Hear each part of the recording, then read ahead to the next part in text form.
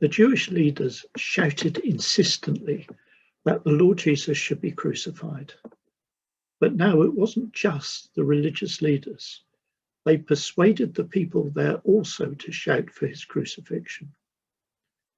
The governor, Pontius Pilate, knew that Jesus was completely innocent, and he repeatedly told them that. But he was frightened of there being a riot, and he gave in to their demands. Prisoners who were to be crucified were made to carry their crosses to the place of execution. It will seem that Jesus was so beaten up that he was unable to do so. We'll now read Luke chapter 23, verses 26 to 43.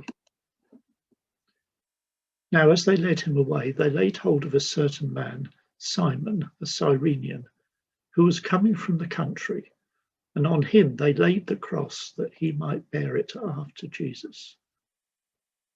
And a great multitude of the people followed him, and women who also mourned and lamented him. But Jesus, turning to them, said, "Daughters of Jerusalem, do not weep for me, but weep for yourselves and for your children. For indeed the days are coming in which they will say, 'Blessed are the barren, wombs that never bore, and breasts which never nursed.' Then they will begin to say to the mountains, 'Fall on us,' and to the hills, 'Cover us.' For if they do these things in the greenwood, what will be done in the dry?" There were also two others, criminals, led with him to be put to death. And when they had come to the place called Calvary, there they crucified him and the criminals, one on the right hand and the other on the left. Then Jesus said, "Father, forgive them, for they do not know what they do." And they divided his garments and cast lots. And the people stood looking on. But even the rulers with them sneered, saying, "He saved others, let him save himself if he's the Christ, the chosen of God." The soldiers also mocked him, coming and offering him sour wine and saying, "If you're the king of the Jews, save yourself." And an inscription also was written over him in letters of Greek, Latin, and Hebrew. "This is the King of the Jews." Then one of the criminals who were hanged blasphemed him, saying, "If you're the Christ, save yourself and us." But the other answering rebuked him, saying, "Do you not even fear God, seeing you're under the same condemnation, and we indeed justly? For we receive the due reward of our deeds. But this man has done nothing wrong." Then he said to Jesus, "Lord, remember me when you come into your kingdom."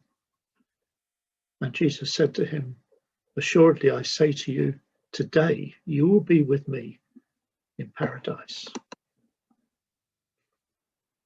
It would seem that Jesus was so beaten up that he was unable to carry his cross. So the soldiers took hold of a man passing by, a man named Simon, and forced him to carry the cross instead. Simon was from Cyrene, now in East Libya. Cyrene was an important city then, and Simon was probably a Jew come to celebrate the Passover festival. A lot of people followed, mourning for Jesus. But the Lord Jesus turns to them and tells them that their concerns should be for themselves and their children. As he had already told them, there will be a terrible time coming for Jerusalem and for those living there at that time. The suffering would be so great that they would think it would have been better for them had they not had children. That time will be so awful that they want to be hidden by the mountains and hills. If they do these things when the wood is green, what will happen when it's dry? The Lord Jesus asks. What does this mean? Well, if the Romans can condemn an innocent man and execute him in this way, when they're not provoked, as was happening with him now, what will happen when they really are provoked? The next generation would find out. There was terrible cruelty and destruction 40 years later when the Romans decided to sort out the Jews who were rebelling against them.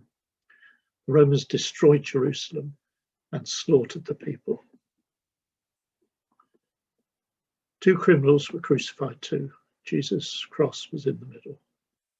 Luke doesn't write of the terrible pain and suffering that being nailed to a wooden cross brought about, but he does note Jesus' attitude and the comments of those there. The Lord Jesus calls out to God his Father to forgive. They do not know what they were doing. They did not know that they were crucifying the Son of God. The Lord Jesus asks for their forgiveness for what they were putting him through. Forgiveness for this terrible action. What wonderful grace. The soldiers divided his clothing among themselves and mocked him. They read the charge sheet put over his head. This is the King of the Jews. And they mocked him with, if you're the King of the Jews, save yourself. The Jewish rulers, having got what they wanted, were still full of hatred. They too taunted him. They knew that Jesus claimed to be the Christ, God's anointed one, his chosen one. If he's the Christ, he should save himself, they said. Even one of the criminals, suffering in terrible agony, shouted out against him, save yourself if you're the Christ, and save us too. But the other noted that they were getting the punishment that they deserved. But Jesus didn't deserve this. He'd done nothing wrong.